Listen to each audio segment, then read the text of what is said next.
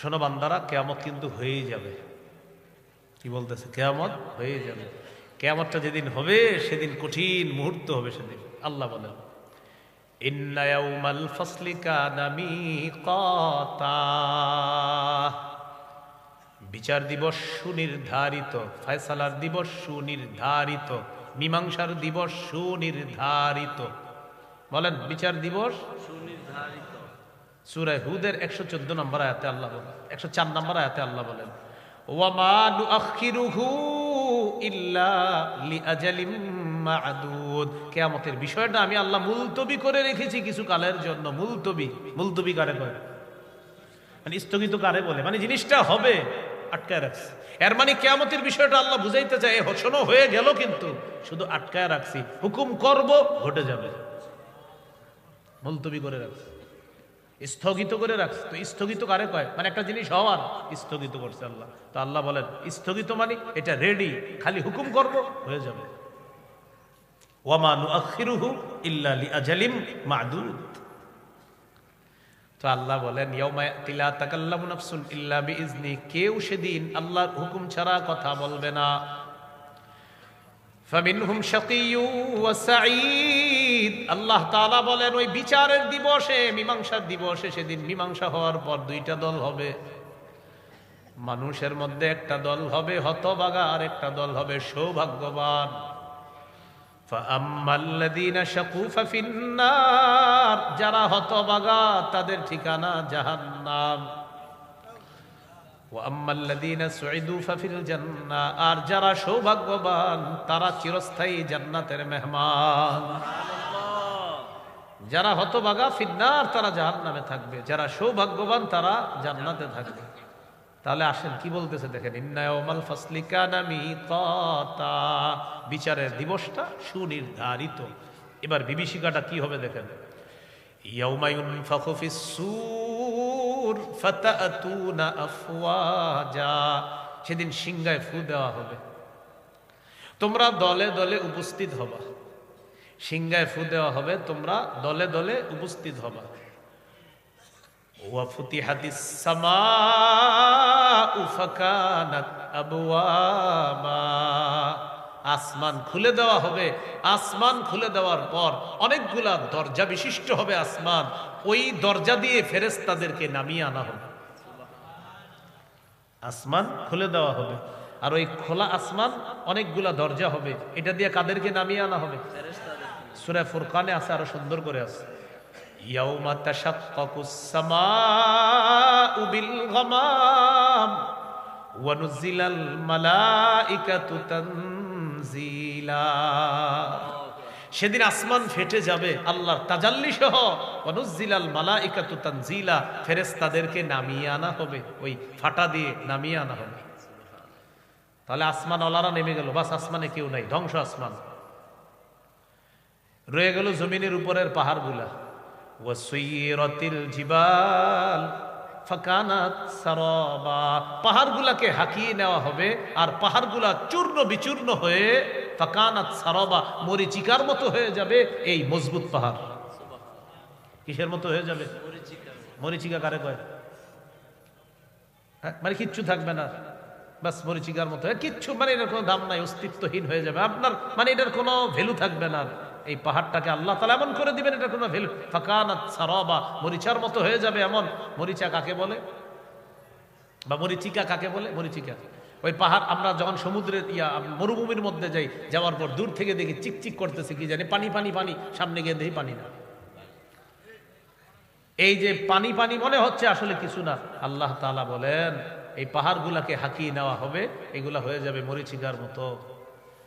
এখন বলেন, মজবুত পাহাড় যখন থাকবে না, তো জমিন কি হবে? জমিনও ধ্বংস। তাহলে প্রশ্ন এসে যায়, জমিন ধ্বংস, আসমান ধ্বংস, তাহলে কিয়ামতের মাঠটা কোথায় হবে? সূরা ইব্রাহিমে আল্লাহ বলে দেয়, ইয়াউমা তুবাদদালুল আরদু গায়রাল আরদি ওয়াস সামাওয়াত, আসমান এবং জমিন পরিবর্তন করে নতুন আসমান জমিন সৃষ্টি করা হবে। সুবহানাল্লাহ, শুনছেন না আগে এটা? হ্যাঁ, ইয়াউমা তুবাদদালুল আরদু গায়রাল আরদি ওয়াস সামাওয়াত, এই জমিনের পরিবর্তে আরেকটা জমিন, আসমানের পরিবর্তে আরো আসমান, মানে এগুলা ধ্বংস, জমিন ধ্বংস, নতুন আসমান নতুন জমিন সৃষ্টি করে এটা আল্লাহ সমতল ভূমি বানিয়ে এটাকে কিয়ামতের মাঠ বানাবে। হ্যাঁ, এটা কি ওয়াবারাজুলিল্লাহিল ওয়াহিদিল কাহ্হার, মানুষ দলে দলে ছুটে আসবে, বারাজু তারা আসবে লিল্লাহিল ওয়াহিদিল কাহ্হার, মহাপ্রতাপশালী ক্ষমতাধর এক আল্লাহর সামনে মানুষগুলো উপস্থিত হবে। তাহলে ভাই এখান থেকে কি শিখলাম? এই আসমান এই জমিন বাস ধ্বংস হয়ে যাবে, ফেরেশতাদেরকে নামিয়ে আনা হবে। সব ধ্বংস হওয়ার পর আল্লাহ বলেন জমিনকে আবার নতুন করে সৃষ্টি করা হবে, জমিনটাকে পরিবর্তন করে আবার নতুন জমিন করা হবে, আসমান পরিবর্তন করে নতুন আসমান করা হবে। এখানে আল্লাহ কিয়ামতের মাঠ স্থাপন করে বিচার ব্যবস্থা শুরু করবেন। তো ফুতিহাতিস সামাউ ফাকানাত আবওয়াবা ওয়া সুয়িরাতিল জিবালু ফাকানাত সারাবা। এই হলো 20 নম্বর আয়াত। তো বিচার আপনার হওয়ার পর যখন বিচার হবে, এরপর একদল মানুষ জাহান্নামী হবে, তাদের ব্যাপারে আল্লাহ বলেন ইন্না জাহান্নামা কানাত মিরসাদাল লিত্তাগিনা মাআবা, নিশ্চয়ই জাহান্নাম ওত পেতে আছে, লিত্তাগিনা মাআবা, সীমালঙ্ঘনকারী যারা, নাফরমান যারা, তাদের জন্য ঠিকানা হিসাবে জাহান্নামটা ওত পেতে আছে। নাউজুবিল্লাহ। লাবিথিনা ফিহা আহকাবা, যুগ যুগ ধরে সেখানে থাকবে। লা ইয়াদুকুনা ফিহা বারদাও ওয়ালা শারাবা, সেখানে তারা কোনো ঠান্ডা কিছু পাবে না, কোনো পানিও পাবে না। ইল্লা হামিমাও ওয়া গাসসাকা, ফুটন্ত পানি পাবে আর গাসসাক পাবে, মানে জাহান্নামীদের পুঁজগুলা তাদেরকে দেওয়া হবে। জাহান্নামীরা বলবে ও ফেরেশতা খাবার লাগবে, খাবার। আল্লাহকে ফেরেশতা বলবে আল্লাহ জাহান্নামী খাবার চায়, আল্লাহ বলবে দিয়ে দাও, জাক্কুম খাওয়ায়া দাও। লাকিলুনা মিন শাজারিম মিন জাক্কুম, সূরা ওয়াকিয়া। তো জাক্কুম খাবে, খাওয়ার পর আপনার গলায় আটকাবে কাঁটাযুক্ত ফল। তো এবার তারা বলবে পানি চাই, পানি পানি পানি লাগবে পানি। তখন আল্লাহ তাআলা বলে দিবেন কি আর করা, দাও জাহান্নামীদের পুঁজগুলা পানি হিসাবে দাও। এই গাসসাক, গাসসাক কাইহু সাদীদু আহলিন নার, জাহান্নামীদের রক্ত পুঁজ ইত্যাদি এইগুলা পানি হিসাবে ওই তাদেরকে দেওয়া হবে পান করার জন্য। ইল্লা হামিমাও ওয়া গাসসাক জাযাআও ওয়িফাকা, আল্লাহ বলেন এটাই পূর্ণ প্রতিদান এদের, এটাই পূর্ণ প্রতিদান হিসাবে এটাই তাদেরকে দেওয়া হবে। তাদের অপরাধ কি? আল্লাহ বলেন ভয়ঙ্কর দুইটা অপরাধ তাদের। ইন্নাহুম কানু লা ইয়ারজুনা হিসাবা, আজকে যে হিসাব হবে, কিয়ামতের মাঠে যে হিসাব হবে, এটা তারা কামনাই করতো না, বলতো এগুলা বুকাস কথা। তারা এই ফলাফল দিবস, বিচার দিবস কামনা করতো না, বিশ্বাস করতো না। আরেকটা অপরাধ, কাযযাবু বিআয়াতিনা কিযযাবা, আমার আয়াতগুলা তারা অস্বীকার করত। আল্লাহ বলেন ওয়া কুল্লা শাইইন আহসাইনাহু কিতাবা, আমি সব লিখে রাখছি। কি বলতেছে? আমি সব জমা করে রাখছি, আমার ফেরেশতারা, আমার লেখক ফেরেশতারা সব লিখে রাখছে। ওয়া কুল্লা শাইইন, সব, আহসাইনাহু লিখে রেখেছি, কিতাবা খাতা হিসাবে, লিপিবদ্ধ হিসাবে। কুল্লা শাইইন আহসাইনাহু কিতাবা, লেখা হিসাবে সব জমা করে রাখছি আমি আল্লাহ, মানে আমার লেখক ফেরেশতারা সব লিখে রাখছে। এবার আল্লাহর পক্ষ থেকে তাদেরকে বলা হবে তো আর কি করা, ফাযুকু, আযাব ভোগ করো, ফালান নাযীদাকুম ইল্লা আযাবা, তোমাদেরকে আমি আল্লাহ কিছুতেই কিছু বাড়াবো না, শুধু আযাবই বাড়াবো, তোমাদেরকে আর কিচ্ছু বাড়াবো না, শুধু আযাবের পর আযাব বাড়াবো, বাস ভোগ করতে থাকো। এই হলো আপনার 30 নম্বর আয়াত সূরা নাবার। এই 30 পর্যন্ত গেল, মোট 6টা বিষয় আলোচনা হলো। 1 থেকে 3 নম্বর আয়াতে হলো কিয়ামতের বিষয়ে ঝগড়া, ওই যে মতভেদ আপনার কাফেরদের। 4-5 নম্বর আয়াতে গেল মূর্খদেরকে ধমক দিতেছে না কিয়ামত হবেই। 6 থেকে 16 নম্বর আয়াতে আল্লাহ বিভিন্ন দৃষ্টান্ত পেশ করে বুঝাইলেন, দলিল দিলেন কিয়ামত যে হবে, পুনরুত্থান হবে। 17 থেকে 20 নম্বর আয়াতে চতুর্থ বিষয় কিয়ামতের বিভীষিকাময় অবস্থা বর্ণনা করলেন। 21 থেকে 26 নম্বর আয়াতে কিয়ামতের দিবসে ফায়সালার পর একদল মানুষের ঠিকানা জাহান্নাম, এটা আলোচনা করলেন। 6 নম্বর বিষয় আল্লাহ আলোচনা করলেন যাদেরকে জাহান্নামে দিবেন, কেন দিবে আল্লাহ, এই বিষয়ে আল্লাহ কথা বললেন যে এদের বড় বড় অপরাধ, এরা আমার এই বিচার দিবস বিশ্বাস করতো না, কামনা করতো না, ফলাফল বলতে কিছু আছে এগুলা মানতো না, আর আমার আয়াতগুলাকে অস্বীকার করত। এই হলো 6টা বিষয়। যিনি আসমান জমিন সৃষ্টি করেছেন, তিনি কি এইগুলার মতো বানাইতে আবার সক্ষম নন? আল্লাহ বলতেছেন, যিনি আসমান, এই বিশাল আসমান জমিন সৃষ্টি করেছেন, তিনি কি এগুলোর মতো আবার বানাতে, সৃষ্টি করতে সক্ষম নন? তো আল্লাহ বলেন অবশ্যই সক্ষম। ওয়াহুয়াল খাল্লাকুল আলিম, তিনি সর্বশ্রেষ্ঠ স্রষ্টা, তিনি সবচেয়ে মহাজ্ঞানী। সুবহানাল্লাহ। তাহলে বুঝে শুনে আমরা এখন বলি, আমাদের সৃষ্টিটা বিশাল না আসমানেরটা? এটা কে সৃষ্টি করেছে? আল্লাহ। তো আমাদেরকে তো কোনো ব্যাপারই না। সূরা রুমের ২৭ নম্বর আয়াতে আল্লাহ বলেন, ওয়াহুয়াল্লাযী ইয়াবদাউল খালকা সুম্মা ইউঈদুহু ওয়া হুয়া আহওয়ানু আলাইহি ওয়া লাহুল মাসালুল আ'লা ফিস সামাওয়াতি ওয়াল আরদ ওয়া হুয়াল আজিজুল হাকীম। আল্লাহ তাআলা বলেন, তিনি সৃষ্টির সূচনা করেন। আমি আপনি কিছুই ছিলাম না, অনস্তিত্ব থেকে অস্তিত্ব দান করেছেন আল্লাহ।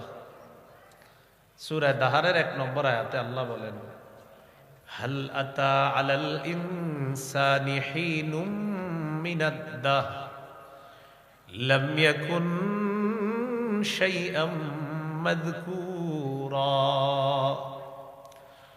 অবশ্যই মানুষের উপর এমন একটা সময় এসেছে যখন উল্লেখ করার মতো সে কিছুই ছিল না। এখন বুঝা শুনা বলেন, এই যে উল্লেখ করার মতো আপনি কিছুই ছিলাম না, এই কিছুই ছিলাম না থেকে এখন যে কিছু আসি করছে কে? আল্লাহ। তো এটাই বলতেছেন, তুমি কিছুই ছিলা না। এবার সূরা রুমের ২৭ নম্বর আয়াতে কি বলে দেখেন, ওয়াহুয়াল্লাযী ইয়াবদাউল খালকা সুম্মা ইউঈদুহু, তিনি ওই স্রষ্টা, ইয়াবদাউল খালকা, যিনি সৃষ্টির সূচনা করেন। তাহলে আমার আপনাকে সূচনা করেছেন আল্লাহ, অনস্তিত্ব থেকে অস্তিত্বে এনেছেন আল্লাহ। সুম্মা ইউঈদুহু, তিনি আবার পুনরায় তাকে সৃষ্টি করবেন। সুবহানাল্লাহ। আবার পুনরায় মারা যাব এরপরে।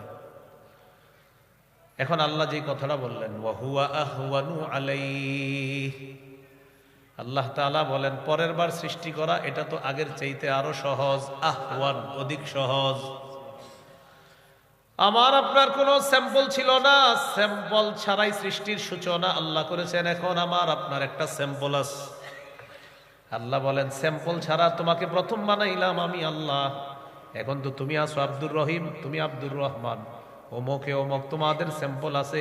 এই পরের বার তোমাকে আবার পুনরুত্থান করা আরো সহজ। তুমি কেমনে মনে করো তোমারে আমি পুনরুত্থান করতে পারবো না? আপনাদের বুঝে আসতেছি নি? তাহলে এখন আমরা স্যাম্পল আছি, তো আবার তোমাকে পুনরুত্থান করা এটা তো সহজ। ওয়ালাহুল মাসালুল আ'লা ফিস সামাওয়াতি ওয়াল আরদ, আসমান জমিনে সর্বোচ্চ মহিমা আল্লাহর, তার জন্যই সর্বোচ্চ মহিমা। ওয়া হুয়াল আজিজুল হাকীম, তিনি মহাপরাক্রমশালী, মহাপ্রজ্ঞাময়। তাহলে আমাকে আপনি আবার পুনরুত্থান করা আল্লাহর কাছে কঠিন না আরো সহজ? এবার আঙ্গুলের মাথাগুলা দেখেন সবাই, আঙ্গুলের মাথা দেখছেন নি? হ্যাঁ, আচ্ছা, এটা দিয়ে কি দেই?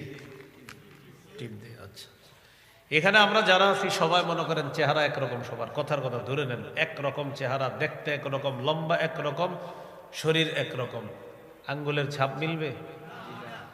আল্লাহ তাআলা বলেন, বালা কাদিরিনা আলা আন নুসাউইয়া বানানা। দুনিয়ার মধ্যে যার আঙ্গুল আমি যাকে দিয়েছিলাম, কিয়ামতের ময়দানে ওই সাপওয়ালা আঙ্গুলের মাথাটা অবিকল ওই মানুষটাকে আমি আল্লাহ আবার দিতে সক্ষম। সাপ মিলে না তোমাদের কারোটা? অবাক হয়ে গেছে, এটা আল্লাহ কেন বললেন? আমাদের ইয়াকিন, আমাদের বিশ্বাস পাকাপুক্ত করার জন্য। যে মানুষ, তোমার যে মাথার সাপগুলা সারা দুনিয়া এক করলেও তো তোমরা এই সাপ মিলাইতে পারবা না। ওই সাপওয়ালা আব্দুর রহমান যে, সাপওয়ালা আব্দুর রহিম যে, ওরে ওর আঙ্গুলের মাথাওয়ালা, ওই মাথাওয়ালা আঙ্গুলটা ওকেই দান কর। এটা আমি আল্লাহ এত এক মারাত্মক একটা জিনিস যেটা পৃথিবীর কেউ পারে না নকল করতে, এটাও আমি আল্লাহ যখন তোমাকে দিব, তো তোমার বডি তো আমার কাছে ব্যাপার না। আরে বুঝে আসতেছি নি? তা আল্লাহ তাআলা বলেন 1 থেকে 3 নম্বর আয়াত সূরা নাবার যে কিয়ামত এই বিষয়ে কাফেররা মতভেদ করে। 4-5 নম্বর আয়াতে ঝগড়া, আল্লাহ তাআলা ধমক দিছে যারা ঝগড়া করে, অবশ্যই জানবা কিয়ামত হবে কিনা, পুনরুত্থান হবে কিনা জানবা। এবার 6 নম্বর আয়াত থেকে আল্লাহ কিছু প্রমাণ পেশ করতেছে, মন দিয়ে শোনেন প্রমাণগুলো। আল্লাহ তাআলা বলেন আলাম নাজআলিল আরদা মিহাদা, আমি কি জমিনকে বিছানা বানাইনি? সুবহানাল্লাহ, জমিনকে কি বানাইছে? সূরা বাকারার 21-22 নম্বর আয়াতে আল্লাহ বলেন ইয়া আইয়ুহান নাসু তাকু রাব্বাকুমুল্লাযী খালাকাকুম ওয়াল্লাযীনা মিন ক্বাবলিকুম লাআল্লাকুম তাত্তাকুন الذي جعل لكم الأرض فراشا والسماء بناء। কি বলে দেখেন, হে মানুষ তোমরা তোমাদের রবকে ভয় করো, হে মানুষ তোমরা তোমাদের রবের ইবাদত করো। ইয়া আইয়ুহান নাসু উবুদু রাব্বাকুমুল্লাযী খালাকাকুম, হে মানুষ তোমরা তোমাদের রবের ইবাদত করো যিনি তোমাদেরকে এবং তোমাদের পূর্বে যারা অতিবাহিত হয়েছে তাদেরকে সৃষ্টি করেছেন। তো আল্লাহ বলেন কেন এটা করবা? লাআল্লাকুম তাত্তাকুন, যাতে তোমরা মুত্তাকি হতে পারো। তাহলে কি বললেন? হে মানুষ উবুদু রাব্বাকুম, তোমরা তোমাদের রবের ইবাদত করো যিনি তোমাদেরকে আর তোমাদের পূর্ববর্তী যারা দুনিয়া থেকে বিদায় নিয়েছে, অতিবাহিত হয়েছে, তাদেরকে যিনি সৃষ্টি করেছেন তার ইবাদত করো। কেন? যাতে তোমরা মুত্তাকি হও।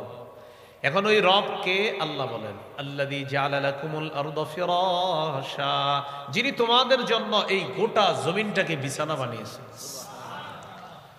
ওয়াস সামাআ বিনাআ, আসমানটা ছাদ বানাইছে।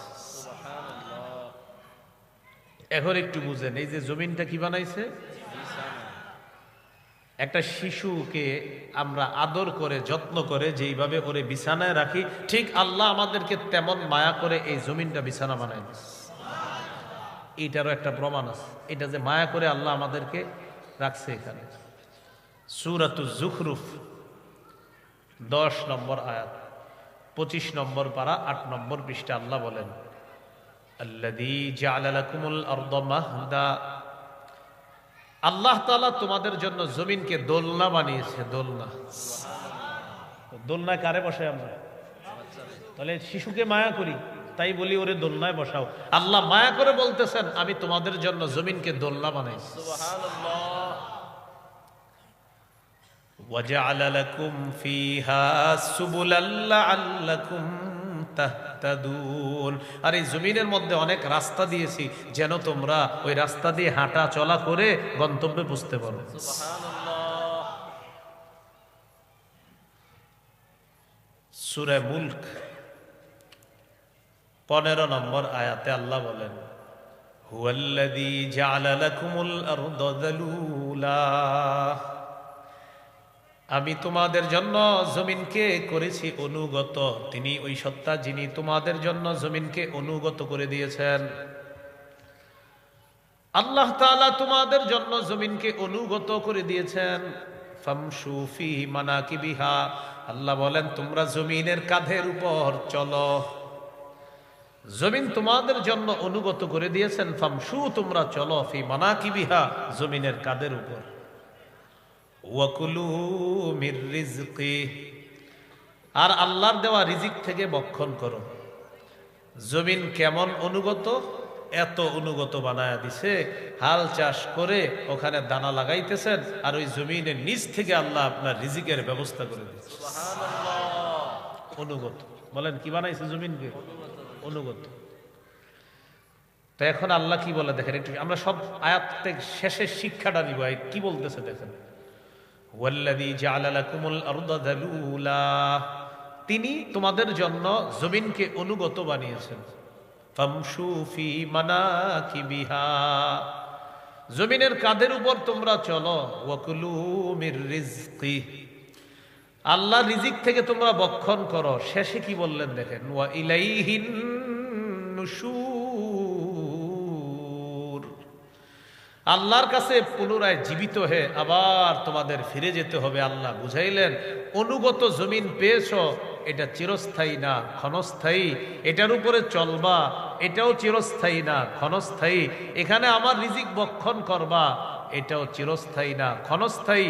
ওয়া ইলাইহিন নুশুর দিয়ে আল্লাহ বললেন আমার কাছে আবার পুনরায় জীবিত হয়ে যখন আসবা, ওই জমিনে চলাচল আর রিজিকের হিসাবগুলা কিন্তু দিতে হবে। আল্লাহর কাছে কি যাইবা, আবার গিয়ে কিন্তু হিসাব দিতে হবে, ঠিকঠাক মতো চলছো কিনা, উল্টা পাল্টা কিছু করো নাই তো, হিসাব দিতে হবে।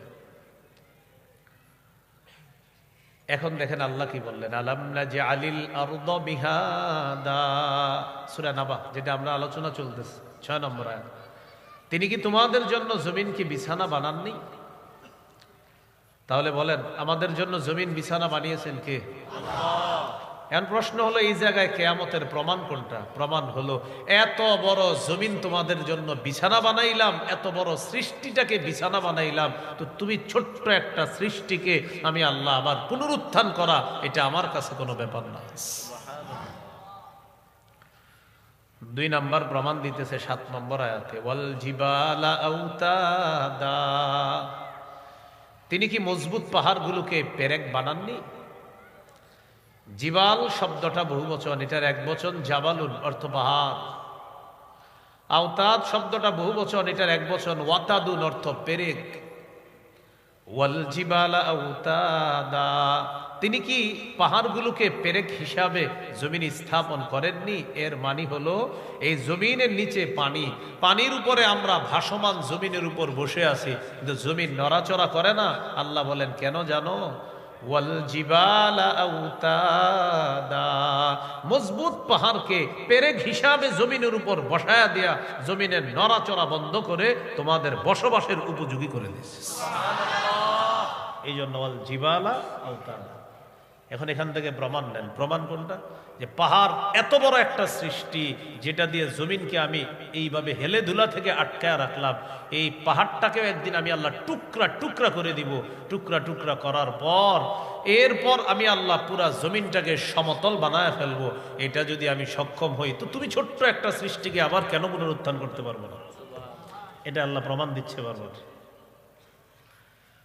তাহলে ওয়াল জিবালা আওতাদা, পাহাড়গুলোকে আল্লাহ বানিয়েছেন পেরেক,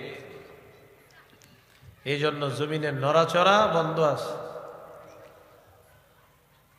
এরপরে আল্লাহ তাআলা বলেন ওয়া খালাকনাকুম আজওয়াজা, আমি তোমাদেরকে জোড়ায় জোড়ায় সৃষ্টি করেছি।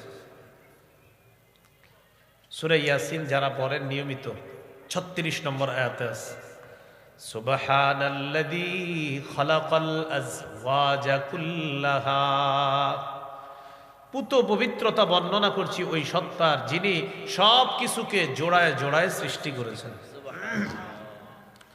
সূরা জারিয়াতের 49 নম্বর আয়াতে আল্লাহ বলেন ওয়া মিন কুল্লি শাইইন খালাকনা যাওজাইনি লাআল্লাকুম তাযাক্কারুন। কত নম্বর আয়াত? 49। বলেন কত নম্বর? 49 এর আগে কত?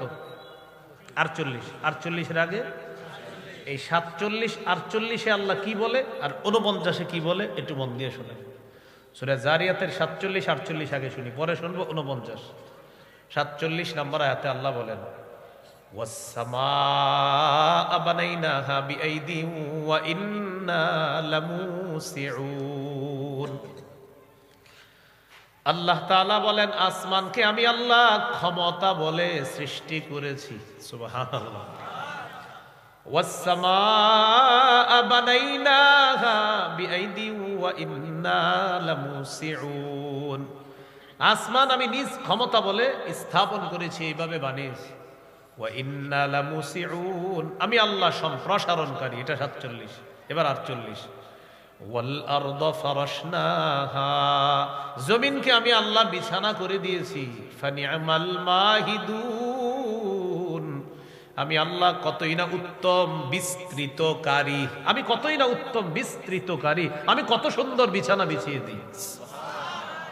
তাহলে 47 নম্বর আয়াতে, 48-এ, আবার 47-এ, 48-এ, তাহলে বলেন তো জমিনের বিপরীতে, আসমানের বিপরীতে। এবার 49 নম্বর আয়াতে আল্লাহ বলেন ওয়া মিন কুল্লি শাইইন খালাকনা যাওজাইন, আমি প্রত্যেকটা জিনিস জোড়ায় জোড়ায় সৃষ্টি করেছি, মানে আসমানের বিপরীতে জমিন দেখো আর জমিনের বিপরীতে আসমান। 49-এ গিয়ে বললেন ওয়া মিন কুল্লি শাইইন খালাকনা যাওজাইন, আমি প্রত্যেকটা জিনিস জোড়ায় জোড়ায় সৃষ্টি করেছি। লাআল্লাকুম তাযাক্কারুন, যাতে তোমরা উপদেশ গ্রহণ করতে পারো। তো জোড়ায় জোড়ায় কিভাবে? পুরুষ নারী, নারী পুরুষ, জমিন আসমান, আসমান জমিন, সাদা কালো, কালো সাদা, আলো অন্ধকার, অন্ধকার আলো, সব জোড়ায় জোড়ায় সৃষ্টি করেছেন আল্লাহ তাআলা। তাহলে এবার বলেন ইহকাল, হ্যাঁ, তো ইহকাল যেহেতু করেছি, পরকালও আছে, তাই তোমার মৃত্যুর পর আবার আরেকটা জগৎ আছে, বিশ্বাস করো। এটাই হলো প্রমাণ। আপনারা বুঝতেছেন নি সবাই? আচ্ছা, এটা আল্লাহ তাআলা বললেন ওয়া খালাকনাকুম আজওয়াজা, আমি তোমাদেরকে জোড়ায় জোড়ায় সৃষ্টি করেছি। এরপরে আল্লাহ তাআলা বলেন ওয়াজআলনা নাওমাকুম সুবাতা, আমি তোমাদের ঘুম নিদ্রাকে বানিয়েছি ক্লান্তি দূরকারী। সুবহানাল্লাহ, কি দূরকারী? বিজ্ঞান বলে কোন মানুষ যদি 6 মিনিটও গভীর ঘুম ঘুমাইতে পারে, তার মধ্যে নতুন করে আবার আল্লাহ তাআলা সজীবতা সৃষ্টি করে দেয়। 6 মিনিট যদি আপনি গভীর ঘুম ঘুমাইতে পারেন, নতুন করে আল্লাহ আবার সজীব সৃষ্টি করে দিবে আপনার মধ্যে, আপনার প্রাণ সঞ্চার ফিরে পাবেন 6 মিনিট। তাহলে ঘুম কত বড় নেয়ামত! না আপনাদের কিন্তু মাথায় খালি আসবে যে হুজুর ঘুমের লগে কিয়ামতের সম্পর্ক কি? একটু পরে বুঝাইতেছি, মন দিয়ে শুনে না। কারণ আল্লাহ তাআলা দলিল দিতেছে, তো আমার রবের দলিল তো অবশ্যই সঠিক। ওয়াজআলনা নাওমাকুম সুবাতা, আমি তোমাদের ঘুম করেছি ক্লান্তি দূরকারী। মানুষ সারাদিন কাজ করে, তা আল্লাহ তাআলা তাকে ঘুম পাড়ায়, এই ঘুমের মাধ্যমে তার ক্লান্তি আল্লাহ দূর করে দেয়। ঘুম আল্লাহ প্রদত্ত এক মহা ঔষধের নাম হলো ঘুম। সহিহ বুখারীর বর্ণনা 1975 নম্বর হাদিস, 1975। রাসূলুল্লাহ সাল্লাল্লাহু আলাইহি সাল্লামের কাছে এক সাহাবীর ব্যাপারে অভিযোগ গেছে। অভিযোগ, হুজুর এই সাহাবী রাতের বেলা ঘুমায় না, সারা রাত খালি তাহাজ্জুদ করে, বিবির হক আদায় করে না। দিনের বেলা তার বাড়িতে মেহমান আসে, মেহমানদের কোনো খোঁজ খবর রাখে না, কারণ কামাই রোজগারি করে না, মেহমানদের খাওয়াবে কিসে? নবীজি ডাকলেন, এদিকে আসো তুমি। ওই সাহাবী, ঘটনা কি? বিবির নাকি খোঁজ খবর নাও না, সারা রাত নাকি তাহাজ্জুদ পড়ো। জি। কামাই করো না, সারাদিন তুমি নফল নামাজ পড়তে থাকো, সারাদিন রোজা রাখো, আর রাতের বেলা তাহাজ্জুদ, দিনের বেলা রোজা রাখে, রাতের বেলা সারা রাত নামাজ পড়ে, আর কোনো কামাই করে না, কিচ্ছু করে না। নবীজি বললেন ঘুমাও কখন? তো ঘুমায়ও না। فقال رسول الله صلى الله عليه وسلم ان لجسدك عليك حقا, তোমার উপর তোমার শরীরের হক আছে। ওয়ালি আইনিকা আলাইকা হাক্কা, তোমার চোখের উপর তোমার হক আছে, তোমার চোখের জন্য তোমার উপর হক আছে। তাহলে শরীরের হক আছে, চোখের হক আছে। ওয়ালি যাওজিকা আলাইকা হাক্কা, তোমার উপর তোমার বিবির হক আছে। ওয়ালি যাওরিকা আলাইকা হাক্কা, তোমার মেহমানের উপর, মেহমানের জন্য তোমার হক আছে।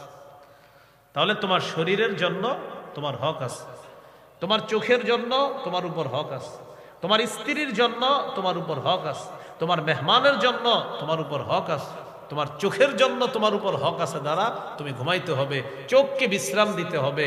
এই ঘুম, এটা আল্লাহ প্রদত্ত এক মহা ঔষধের নাম হলো ঘুমানো। কি করা? ঘুমানো। ঘুমানো। আল্লাহ তাআলা আমাদেরকে বুঝার তৌফিক দান করেন। এখন কথা হলো ঘুম। ঘুমের সময় আমরা বলি আল্লাহুম্মা বিসমিকা আমুতু ওয়া আহইয়া, আল্লাহ আপনার নামে মরি, আপনার নামে জিন্দা হই।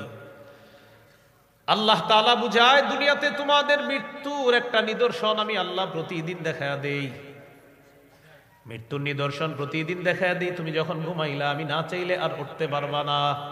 এই যে আমি চাইলে আবার উঠতে পারবা। যখন আমি আল্লাহ তোমাকে দুনিয়াবি মৃত্যু দিয়ে দিব, মৃত্যু দেওয়ার পর আমি আল্লাহ আবার তোমাকে পুনরুত্থান করতে পারবো, এর দলিল হব। দুনিয়াতে যখন তুমি ঘুমাও, ঘুমানোর পর আমি চাইলে তুমি আবার জাগ্রত হতে পারবা, না চাইলে আর এই জগতে জাগ্রত হইতে পারবা না। আল্লাহ বুঝাইতে চায়, দুনিয়াতে তুমি যখন ঘুমাও এটা এক ধরনের মৃত্যু তোমার, এই মৃত্যু থেকে আবার পুনরায় তুমি উঠবা কিনা ঘুম থেকে এটা আমি আল্লাহ জানি। তো দুনিয়াতে তোমাকে মৃত্যুর পর আবার জীবিত হওয়ার নিদর্শন প্রতিদিন দেখাই। এই পৃথিবীতে যখন মরবা, পরের জগতেও আবার ঠিক আমি আল্লাহ এইভাবে পুনরুত্থান করি। ওয়াজআলনা নাওমাকুম সুবাতা। দেখছেন নি কেমনে দলিলটা দিছে আল্লাহ। তুমি না ডেলি ঘুমাও, আর ঘুম থেকে উঠাও আমরা কি বলি? আলহামদুলিল্লাহিল্লাযী আহইয়ানা। সমস্ত প্রশংসা আল্লাহ, যিনি আমাদেরকে জীবিত করেছেন। এই যে আহইয়ানা, যিনি আমাদেরকে জিন্দা করেছেন। বা'দামা আমাতানা, আমাদেরকে মৃত্যু দেওয়ার পর, মানে গত রাত 10টায় আমাদের আল্লাহ মৃত্যু দেওয়ার পর আজকে ভোর 4টায় আবার আল্লাহ জিন্দা করেছেন। যে আল্লাহ, তার প্রশংসা। এই জন্য তো বলি আলহামদুলিল্লাহিল্লাযী আহইয়ানা। আহইয়ানা মানে যিনি জিন্দা করেছেন। বা'দামা আমাতানা, আমাকে মৃত্যু দেওয়ার পর।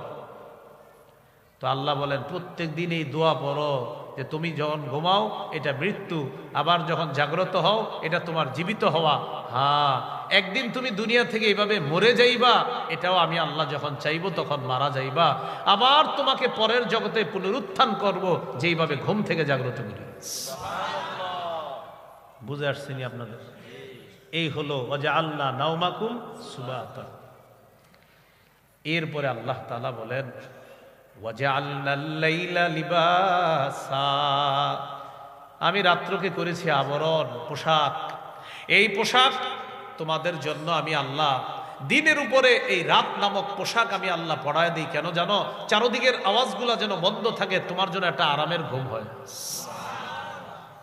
তোমার জন্য একটা কি হয়? আরামের ঘুম হয়। তো এবার বলেন তো, রাতের বিপরীতে, দিনের বিপরীতে, ইহকালের বিপরীতে, পরকালের বিপরীতে কিয়ামতের দলিল।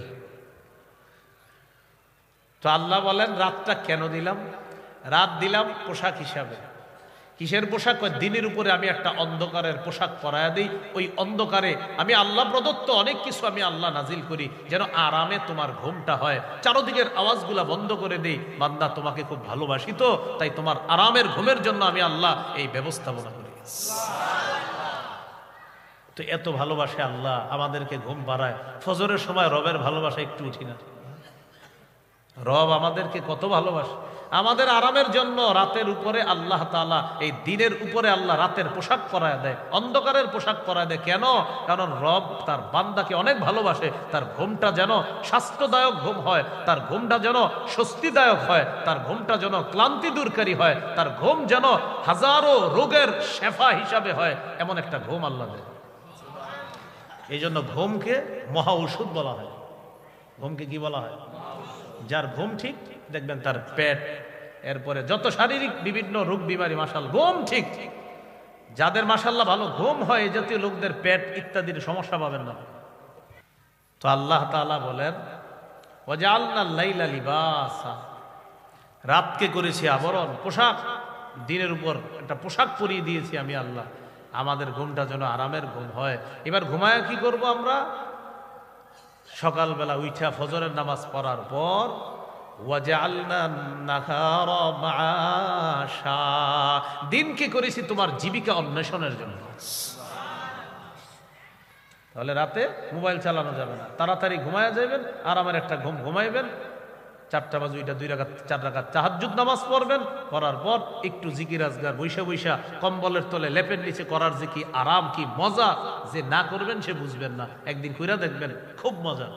আর রাতের বেলা যদি তাহাজ্জুদে দাঁড়ায়া যাইতে পারেন, সহিহুত তারগীবের 630 নম্বর হাদিসে আছে, রাজুলুন কামা ফি লাইলাতিন বারিদাতিন মিন ফিরাশিহি ওয়া লিহাফিহি ওয়া দিসারিহি, লেপ কম্বল ইত্যাদি ছেড়ে যদি কেউ ওযু করে নামাজের মধ্যে দাঁড়ায়া যায়, আল্লাহ খুশিতে তাকে দেখে হাসতে থাকে। ও এই শীতের রাতে করে কি দেখো, ফেরেশতাদেরকে বলে যে ও করে কি দেখছো, ওইভাবে এই ঠান্ডা পানি দিয়ে হুজু করে নামাজে দাঁড়ায়। আল্লাহ ফেরেশতাদেরকে বলে মা হামালা আব্দি হাদা আলামা সোনা, আচ্ছা ও এইভাবে তাহাজ্জুদ নামাজে দাঁড়াইছে কেন বলো তো তোমরা, আল্লাহ তো সব জানে। তো ফেরেশতারা বলে আল্লাহ দুই কারণে, রাজা আমা ইনদাক ওয়া শাফকাতাম মিম্মা ইনদাক, আপনার থেকে নেয়ামত পাওয়ার আশায় আর আপনার আযাবের ভয়ে। আল্লাহ বলেন ফেরেশতারা সাক্ষী থাকো, আতাইতুহু মা রাজা, যে আশায় দাঁড়িয়েছে দিয়ে দিলাম, ওয়া আম্মানতুহু মিম্মা ইয়াখাফ, যেই ভয়ে দাঁড়িয়েছে ভয় থেকে নিরাপত্তাও দিয়ে দিলাম। সুবহানাল্লাহ মানে কি পড়বেননি? হ্যাঁ সুবহানাল্লাহ মানে হলো এই যে হুজুর হ্যাঁ কথা ঠিক, আর আমরা পড়বো ইনশাআল্লাহ। রেডিমেড সুবহানাল্লাহ যেন না হয়, আসলে সুবহানাল্লাহ মানে হুজুর হ্যাঁ জি এই কথাটা সঠিক, আমরাও ইনশাআল্লাহ এটা করব। আল্লাহ তাআলা তৌফিক দান করেন। তাহলে রাত হলো ঘুমানোর জন্য, দিন হলো জীবিকা অন্বেষণের জন্য। দিনের বড় একটা নেয়ামত হলো সূর্য। দিনের বড় একটা নেয়ামত কি? সূর্য। আল্লাহ তাআলার আজীব এক নেয়ামত। এটা জ্বলন্ত একটা গ্যাস, এই সূর্যটা। মানুষ যদি গবেষণা করে এখান থেকে জ্বালানি সংগ্রহ করা যায় সোলার ইত্যাদির মাধ্যমে, এটা না করে কয়লা আরো ইত্যাদি পুড়িয়ে এই পৃথিবীটারে দূষিত করতেছে মানুষ, এ ঠিক হচ্ছে না।